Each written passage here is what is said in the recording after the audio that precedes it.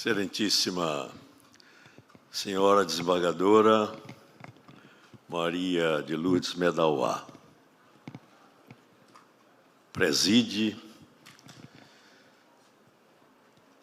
para minha alegria, mas também para me propiciar uma grande emoção,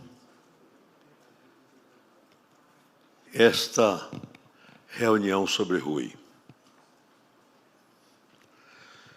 Vossa Excelência, permita a mim que, antes de todos, saúde, nesta hora, Consuelo e Jorge Medauá, meus amigos queridos, que Vossa Excelência lembrou, a partir do nome da minha esposa, professora Reginalda Brito, a amizade que unia as duas. Consuelo e Reginalda me permitiram muita folga, muito espaço nos cargos que ocupei no honrado governo de Roberto Santos, tanto secretário de Estado da Justiça, como prefeito da cidade do Salvador. Se tudo que eu falasse, todo o tempo que eu ocupasse aqui, fossem bastante para ter de encerrar, ele, neste momento, o tempo, me reconduz a um dos momentos mais bonitos da minha vida, a amizade com essas duas pessoas que eu guardo no meu coração, Consuelo e Jorge Medauá, paz de Vossa Excelência. Senhor Presidente do Tribunal de Justiça, agradeço mais uma vez a Vossa Excelência essa oportunidade de abrir este seminário. Vossa Excelência, junto com a Comissão Permanente de Memória, tem me homenageado. Imagino, presidente, que Dona Suzane tem lhe falado muito ao ouvido que Vossa Excelência deve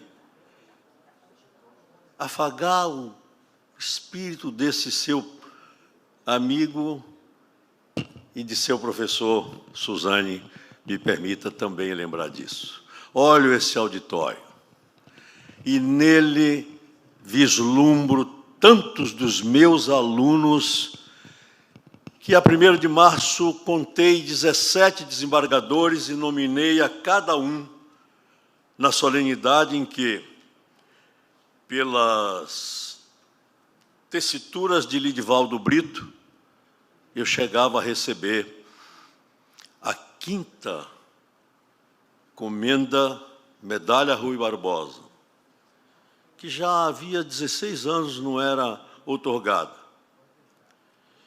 E Vossa Excelência pode imaginar que continuo sob a emoção daquele momento e permanecerei por muito tempo. Saúdo este auditório. Peço licença para ser na pessoa de Clarindo Silva, uma das expressões populares da minha terra.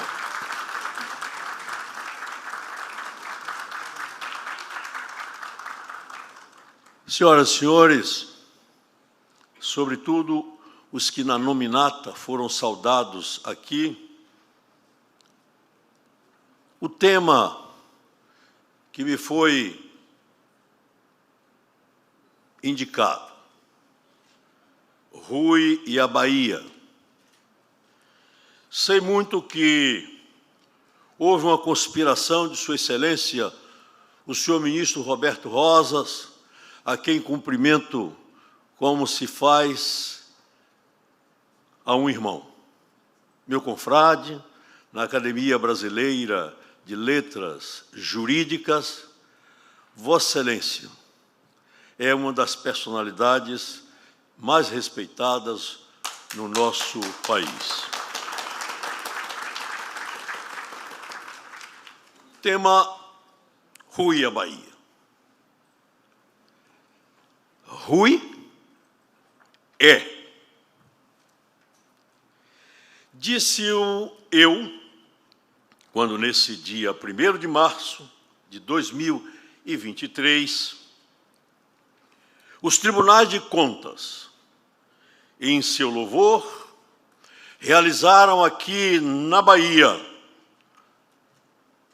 o 8º Congresso Internacional de Controle e Políticas Públicas e me coube fazer a palestra de abertura, e escolhido o tema A Atualidade da Obra de Rui Barbosa, fui levado a uma análise da importância do Tribunal de Contas para o que Rui sempre defendeu, que é o federalismo. Rui tinha no Tribunal de Contas, que será objeto de exposição pelo professor Paulo Modesto, certamente em uma das melhores palestras que aqui serão ouvidas. Rui tinha no Tribunal de Contas um esteio para a federação, um esteio ao mesmo nível do Supremo Tribunal Federal. E não havia dificuldade de nós confundirmos a jurisdição constitucional, tão bem lembrada pelo presidente do tribunal há pouco, com aquela exercida pelo Tribunal de Contas. Louvei-me, senhor presidente, naquela oportunidade, em Eli Lopes Meireles, meu pranteado amigo, para distinguir a jurisdição judicial da jurisdição administrativa. E desta forma mostrar que Rui tinha presente a importância dessas duas facetas da jurisdição para assegurar no Brasil a federação, que era, portanto, a sua grande ideia, porque republicano ele foi pelas circunstâncias, como tanto revelou. Repito agora, nesta oportunidade em que este egrégio Tribunal de Justiça do Estado da Bahia, com o mesmo propósito de homenagear a memória do grande baiano, dá-me a incumbência de abrir o ciclo de palestras deste seminário, que nestes 2 dias cuidará do tema Rui Barbosa no Império, do Império à República, uma vida dedicada à nação. Olho também o auditório e vejo com muito prazer muitos jovens. Senhor presidente, que deste seminário saia, senhor presidente, alguma fórmula de motivar os jovens para que eles saibam porque nós, 100 anos depois, ainda estamos a cultuar a memória deste grande brasileiro, deste grande baiano. Rui é multifacetado, disse Vossa Excelência. Advogado, jurista, jornalista, escritor, diplomata, político. Difícil, senhor presidente, esgotar em qualquer dessas facetas a atuação deste gênio. Assim, falar de Rui e a Bahia é um desafio, pois aqui ele viveu seus primeiros 16 anos de idade, quando se mudou para o Recife, a fim de cursar Direito, transferindo-se da capital pernambucana no 2º ano para São Paulo, onde conviveu no ambiente universitário com colegas que seriam, tal como ele, figuras expressivas da vida nacional, a exemplo de Castro Alves e Joaquim Nabuco.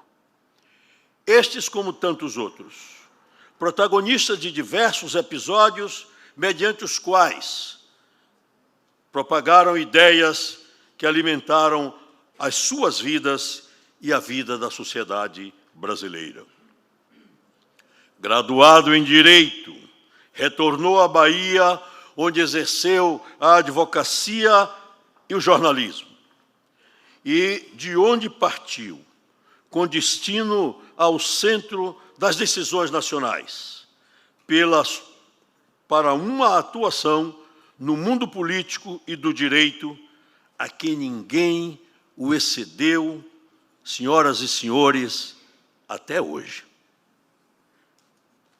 Desse seu período juvenil, contudo, pouco se fala. Além de que foi aluno aplicado e que o seu pai, João José Barbosa de Oliveira, contribuiu para a sua formação cultural, incentivando-o à leitura de textos primorosos. E sua mãe, Maria Adélia Barbosa de Oliveira, dedicava-se aos trabalhos domésticos, inclusive produzindo doces caseiros, com importante complemento para as finanças da família em fase de dificuldades de recursos. Bom situar este aspecto da vida de Rui, para sabermos, afinal, por que é que nós estamos fazendo esse seminário.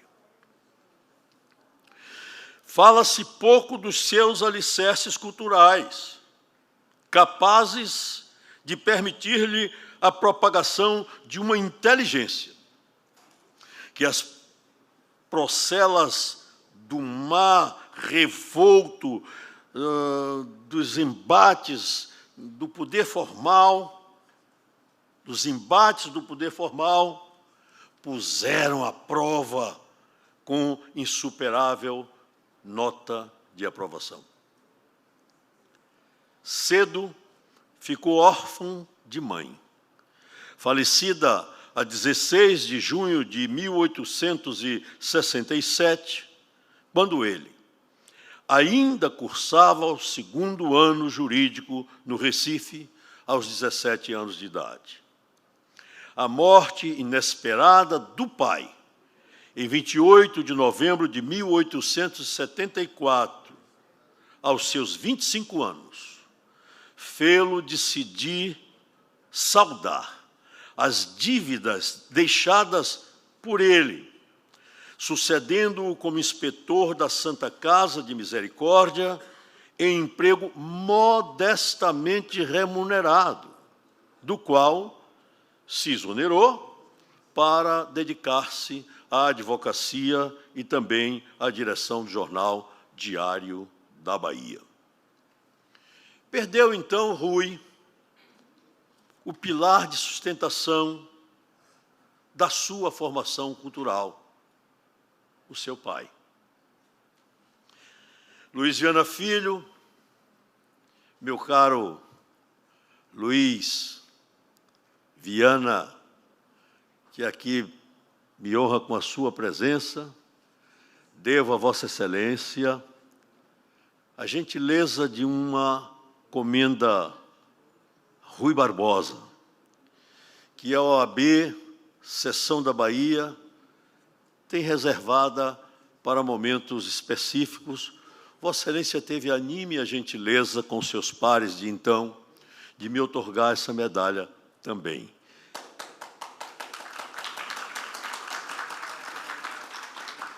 Luiz Viana Filho, seu avô, é exaustivo na descrição dessa relação entre os dois, pai e filho. E caracteriza o genitor como um homem que teve os seus estudos interrompidos. É um detalhe da vida de Rui que devemos observar. O pai teve os estudos interrompidos pela Revolução Assabinada, uma revolta provincial que ocorreu em Salvador entre novembro de 1837 e março de 1838, conduzida essa revolta pelas classes médias soteropolitanas insatisfeitas com o governo do Rio de Janeiro, sobretudo em virtude do enfraquecimento da pauta federalista. Ponto importante para discutir nesse seminário. João Barbosa, portanto, foi preso e processado quando as tropas legais entraram na cidade.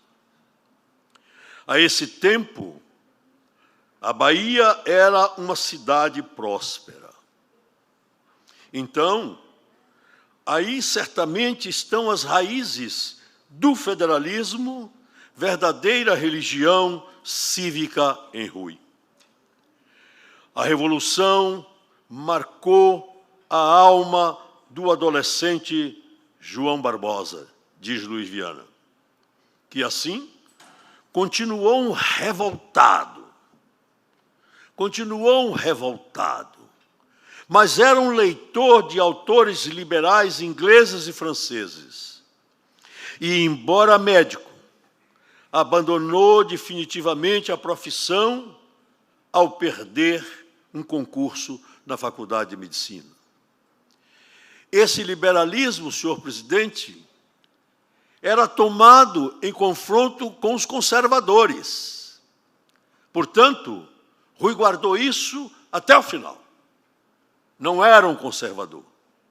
E quando o Tribunal de Justiça, representado pelo desembargador Lidivaldo Brito, compôs as 16 instituições, entidades desta terra que tivemos a honra de presidir para que acontecessem essas homenagens à memória de Rui, quando ali estávamos, recebi por essa forma de instrumento dilacerante da moral dos outros, que é o WhatsApp, uma mensagem perguntando como é que um negro poderia estar coordenando uma homenagem a um homem como Rui Barbosa. Tivemos a oportunidade, senhor presidente, de convidar o atual ministro Silvio Almeida, antes de sê-lo, para aqui conosco demonstrar qual foi, portanto, a atividade de Rui na questão abolicionista. É a ignorância sobre Rui. Por isso que pedi a Vossa Excelência que distribua o que daqui resultar neste seminário. É a ignorância sobre Rui abolicionista, defensor, portanto, do respeito ao ser humano negro, que era aqui coisa, negócio na mão daqueles conservadores. Senhor presidente, uma certeza se poderia ter que a dele, Rui, evidente vocação para a política, cujos problemas apaixonaram seu pai, uma certeza se pode ter: o pai inspirou o filho.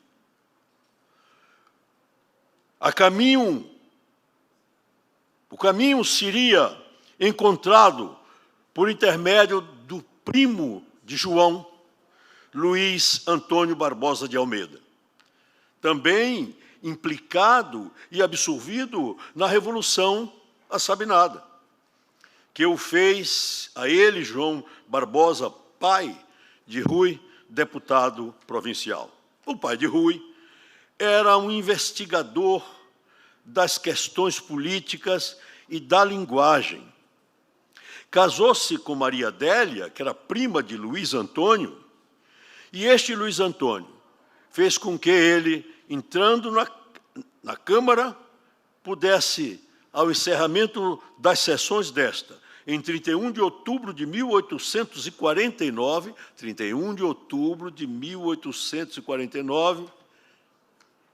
ele não se preocupasse com a perda da cadeira, porque ele nascia a 5 de novembro seguinte, Rui Barbosa.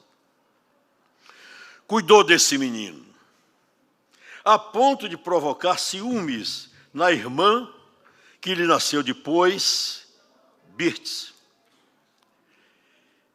Brites, embora com ambos os filhos, no seu papel de pai, era meigo e gostava de contar-lhes pequenas histórias de fundo moral, dispondo-se a preparar o filho, sobretudo ele, o filho varão, para ser um erudito e um orador, disse Vossa Excelência na sua exposição. Fazendo-o ler e decorar longos trechos, fazendo-o subir numa alta mala para ensinar-lhe a posição em que deveriam ficar as mãos de um orador. Deixa eu ver as minhas. Exercitando falar sílaba por sílaba, como se estivesse diante de um sonhado auditório. Rui não teve descanso e, com 10 anos de idade, era uma criança triste. Mas amava os livros. Sabia regularmente Camões, cujos versos recitava, conhecia Vieira e lia Castilho, os escritores preferidos do pai. E este, enfim, o pai, eleito deputado geral, quer dizer, ele foi deputado provincial, depois foi deputado geral, com Luiz Antônio, o primo, e Manuel Dantas, separou-se do filho, Rui, com 12 anos de idade, mas que não sentiu grande falta, porque a mãe proibiu-lhe as leituras excessivas. As suas férias dele, Rui, escolares, eram gozadas também em Salvador e na ilha de Itaparica, tendo residido a partir de 1870 no bairro de Plataforma, onde seu pai organizou um fabrico de tijolos e telhas vendido em 1872, face ao insucesso. Obviamente, estava contaminado pelos exemplos da família e ouvia satisfeito sobre episódios da vida política dos parentes, principalmente daqueles mais exaltados e que tinham sido presos como revolucionários. Ele também poderia lutar por princípios liberais. A sua vida política tem, assim, suas raízes na Bahia. Aqui foi eleito Rui deputado à Assembleia Provincial da Bahia no ano de 1877, criada essa Assembleia em substituição ao Conselho Geral pela Lei nº 16, de 12 de agosto de 1834, que alterou a Constituição de 1824.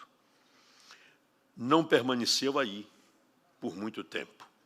Seguiu, conforme suas próprias palavras, as pegadas paternas, ao lado de Saraiva e de Dantas, políticos com os quais, então, opunha-se ao seu tio materno, Luiz Antônio, e assim foi eleito deputado-geral para a Câmara, que se inaugurou em 1879. Deputado-geral era integrante do Poder Legislativo brasileiro, o qual era delegado esse poder à Assembleia Geral, composta naquele tempo pela Câmara dos Deputados e pelos senadores, portanto, pelo Senado.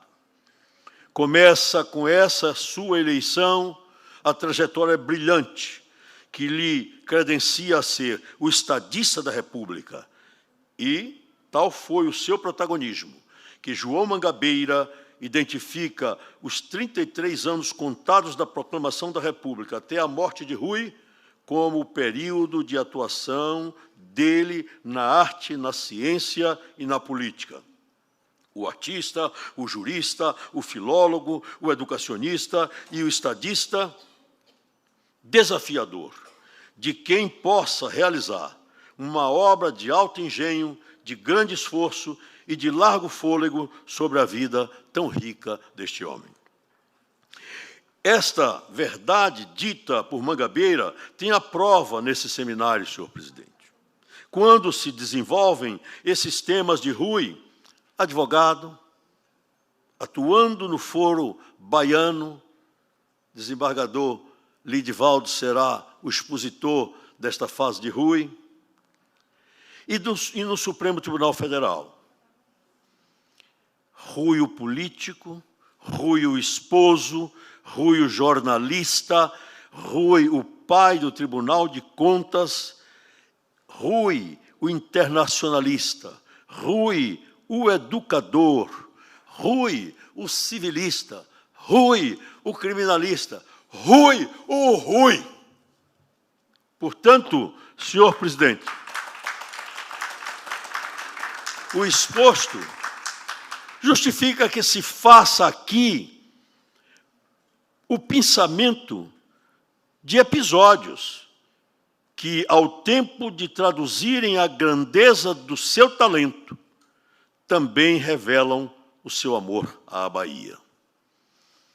A réplica é uma produção literária, aspas, um primor de erudição e de arte, mas uma fonte de nutriz do mais alto, sadio e nobre nacionalismo, que entranha e alimenta a nossa alma, o carinho do formoso idioma que Portugal nos herdou e que, transplantado para o solo das Américas, conservando, embora a forma nativa, cresceu,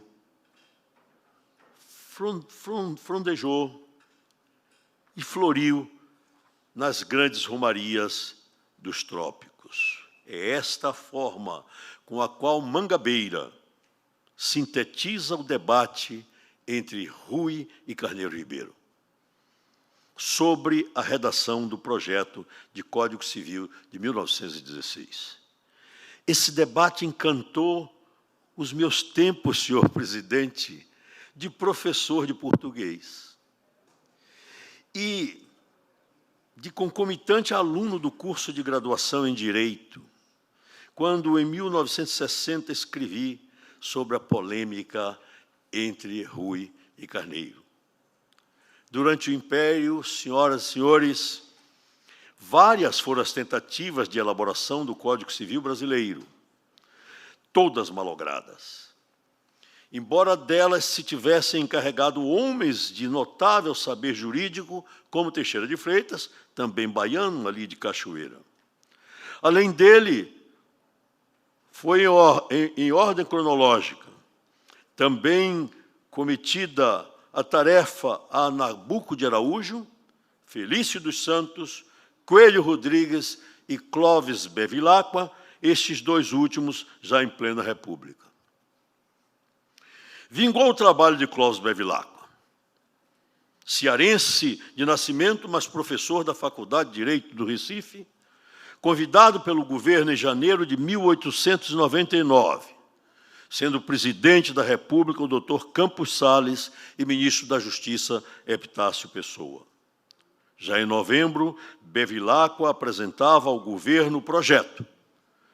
Constituiu-se, então, uma comissão de jurisconsultos para a qual foi convidado Rui, que não compareceu. A 10 de novembro de 1900, o ministro da Justiça apresentava o projeto ao presidente da República e esse presidente enviou ao Congresso Nacional a 17 de novembro. Chegado à Câmara dos Deputados, o seu presidente, Carlos Vaz de Mello, além de outras providências, nomeou uma comissão da qual faziam parte, entre outros, Seabra, JJ Seabra, e Silvio Romero, sendo que Seabra foi escolhido para presidi-lo. Meus jovens estudantes de Direito aqui presentes, é um momento de satisfação ver os baianos protagonistas de todas essas questões. E aqui, peço licença a todos para fazer homenagem à memória de um dos mais próximos de nós, contemporâneo, a memória do meu pai intelectual, a memória deste homem que a Bahia deve sempre as homenagens, Orlando Gomes, convidado para fazer o código. Os trabalhos do Código tiveram início a 27 de julho de 1901. Dado o zelo com que tratava as coisas sob sua responsabilidade, Seabra procurou submeter ao crivo de um especialista nas particularidades do idioma as correções que, porventura, se pudessem fazer à linguagem do projeto. Escolheu para a tarefa o professor Ernesto Carneiro Ribeiro, de quem tinha sido aluno, ele, Seabra, procurando-o pessoalmente a 31 de janeiro de 1902 em Itaparica, onde o mestre se encontrava veraneando. Por mais que se esmerasse no cumprimento da tarefa para corresponder às suas responsabilidades de mestre no assunto, Carneiro Ribeiro não poderia oferecer um trabalho sem falhas, justo porque lhe faltava o conhecimento da linguagem técnico-jurídica e ele mesmo reconhecia isto e a impossibilidade de executar um trabalho, dado que o tempo também conspirava contra. Mesmo assim, aceitou no tempo disponível 4 dias e algumas horas, o que representava, senhoras e senhores, minuto e meio para cada artigo. Entregou Seabra, nesse período, nesse tempo, o Código. Em 8 de abril de 1902, depois de votadas as emendas e dada a redação final, o projeto seguiu para o Senado, onde já se havia, desde 22 de março, constituído uma comissão para o seu estudo, da qual fazia parte Rui Barbosa, que veio a ser seu presidente e relator, outro baiano. Já tendo elaborado, desde 3 de abril, um parecer, Rui lê-lo perante a comissão, examinando rigorosamente a linguagem do projeto já corrigida por Carneiro. Isto provocou a célebre polêmica que envolveu até o próprio Bevilacqua e cujo papel relevante cabe a Seabra, que, malgrado o seu, serviu de faísca para acender uma grande fogueira. A situação de Seabra não decorreu de determinação oficial, como muitos pensam, visto como ele procurou Carneiro por sua livre vontade, apenas para que no projeto se evitassem as imprecisões. Rui venceu a Carneiro Ribeiro. Olha-se a polêmica sem partidarismo e se afirma novamente ter Rui vencido a Carneiro Ribeiro. Justifica-se, entre outras razões, pelo fato de que Rui era mestre da dialética, dado que levou uma vida de tribuno, quer no foro, quer no parlamento, enquanto Carneiro Ribeiro teve toda a sua existência dedicada ao magistério, onde não se exige a eloquência e a retórica próprias do malabarismo na aplicação dos termos. Um linguista ou um filólogo jamais poderia adaptar, a despeito de toda a sua cientificidade, no conhecimento de idioma e linguagem dos puristas, ao rigor que às vezes necessita a linguagem técnico-jurídica na precisão dos conceitos. Constituiu-se na parte mais brilhante da discussão e elaboração do Código, meus jovens estudantes de Direito, exatamente aquela quando, chegado ao Senado, recebeu o parecer de Rui. Referindo-se à formação literária do Código, Diz Paulo de Lacerda que Rui Barbosa o remodelou na forma gramatical, na exatidão da linguagem e nas letras em geral.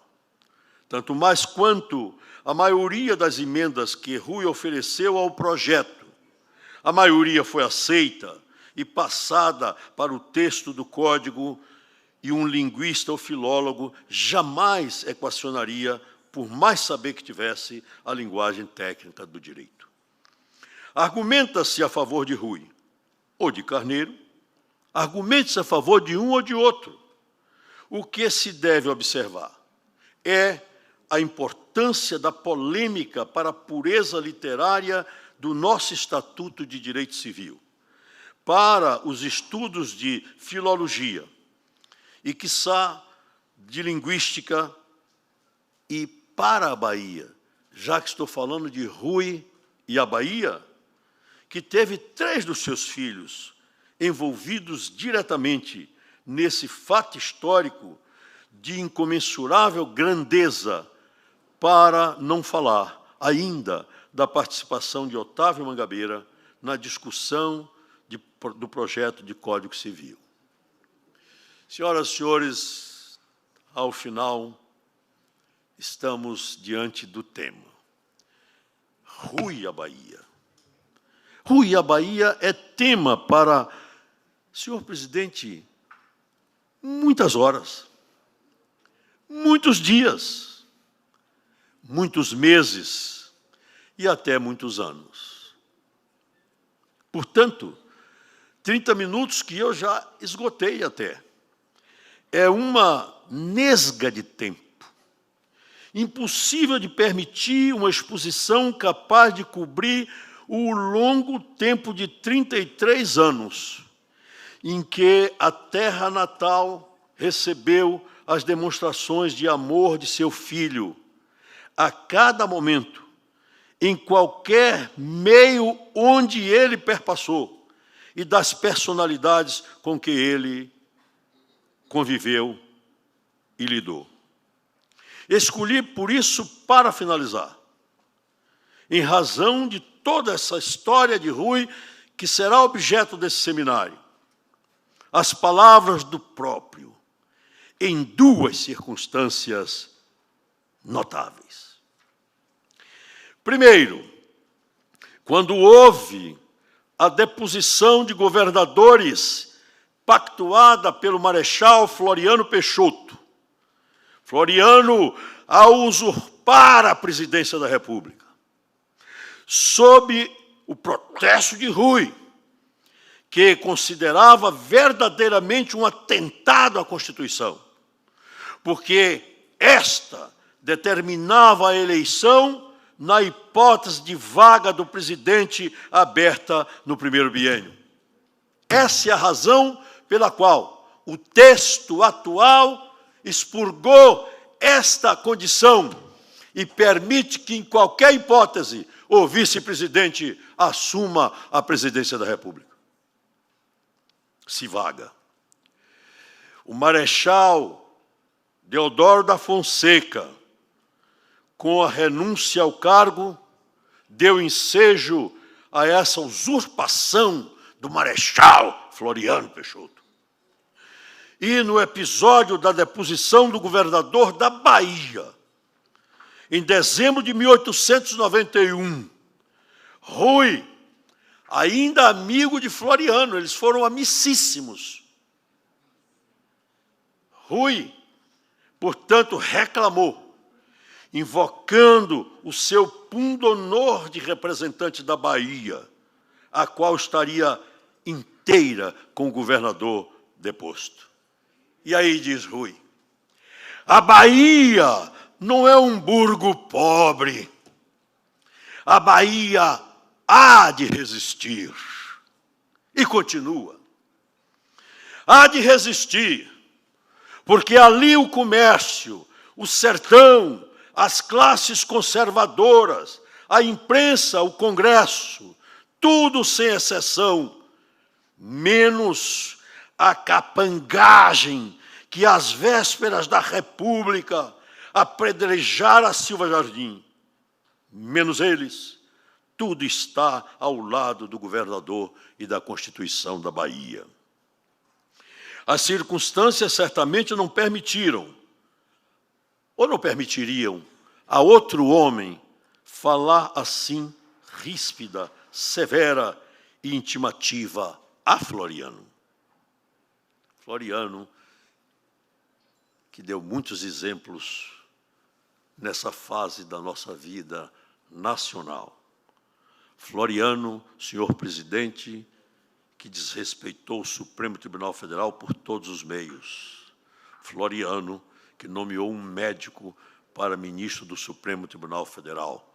Floriano, que deixou de indicar ministros para o Supremo Tribunal Federal. Floriano, senhoras e senhores, que a juventude não pode deixar que seja uma semente que venha medrar neste país, qualquer que seja o sassamutema que a gente suponha que vai salvar a nossa nação. As circunstâncias, portanto, não permitiriam a outro senão a Rui. Assim, Rui salvou a Bahia do naufrágio da legalidade do qual não escaparam outros estados. Os episódios que se sucederam afastaram Rui de Floriano, que, dada a respeitabilidade do baiano, Floriano não teve como proscrevê-lo. Pois logo após a decretação do estado de sítio, Floriano prendeu senadores e deputados, deportando-os para lugares longínquos, reformando 18 oficiais e demitindo professores como o próprio Seabra e Campos da Paz. Se o tempo não fosse, meu caro ministro Rosas, padrasto, e me permitisse falar de episódios como a campanha civilista, concito os jovens para lerem o que Rui fez como candidato à presidência da República em 1910. Falar dos embates políticos entre Rui e Seabra. Falar do bombardeio da Bahia em 10 de janeiro de 1912, em que parte do prédio do Palácio Rio Branco foi destruída, com ela a parte muita da história da Bahia, muitos documentos da história da Bahia. Mas todo padrasto tem momentos de lucidez, dentro do qual momento afaga o filho do primeiro leito de sua mulher. Por isso, é esse mesmo tempo que me obstaculiza continuar falando, que me permite essas últimas palavras, mas palavras que são do próprio Rui, para descrever a sua Bahia, a Bahia de 27 de janeiro de 1912, em postulação feita perante o Supremo Tribunal Federal. E Vossa Excelência já pontuou que a doutrina do habeas corpus, mãe da doutrina do mandado de segurança no Brasil, deve-se a Rui. Senhoras e senhores ministros do Supremo Tribunal Federal. Naquele tempo não tinha senhora, só senhores. As baionetas de Floriano, lá fora, não podem impedir que a guarda da Constituição, outorgada a vossas excelências, perca a sua função. É este Rui que, neste dia, diz aos senhores ministros do Supremo, nessa segunda circunstância a que eu deixei para concluir, falando da seguinte forma: filho daquela terra, hoje devastada pelas bombardas, talada de saque, coberta de ruínas, é com a mais íntima dor do meu coração que aqui levanto a voz, procurando reunir os pensamentos que me fogem, para levar à vossa consciência a defesa das vítimas dessa violência inominável. Vejam como pai e mãe lhe cevaram a alma. Disse ele: aqueles que amam a sua pátria, felizmente se habituam a ver nela o prolongamento de suas mães. Como ele gostava dos pais.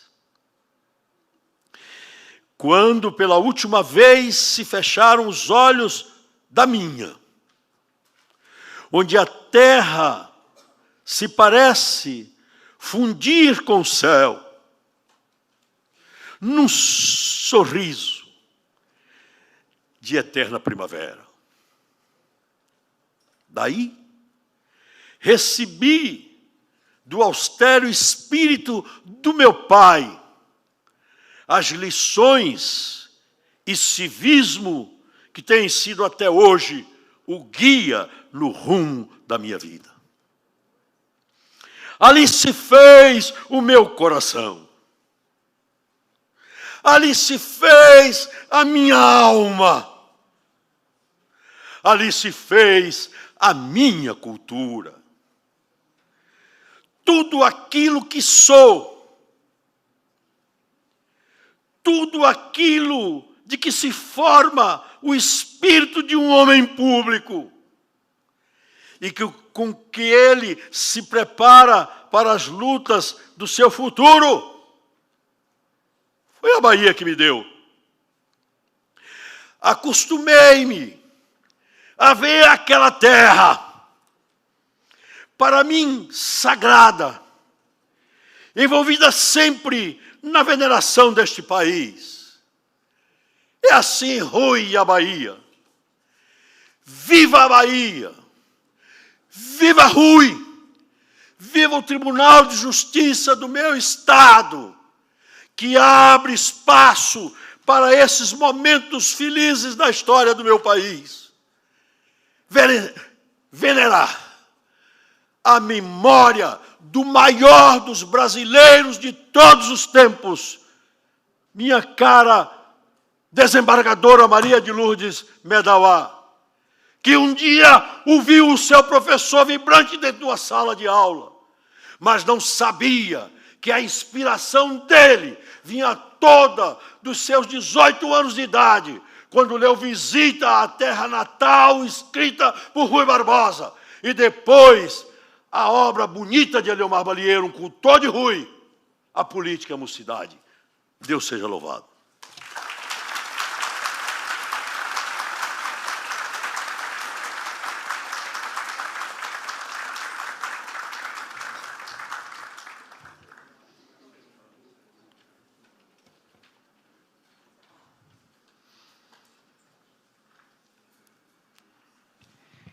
Pois é um encantamento ouvi-lo. Um encantamento.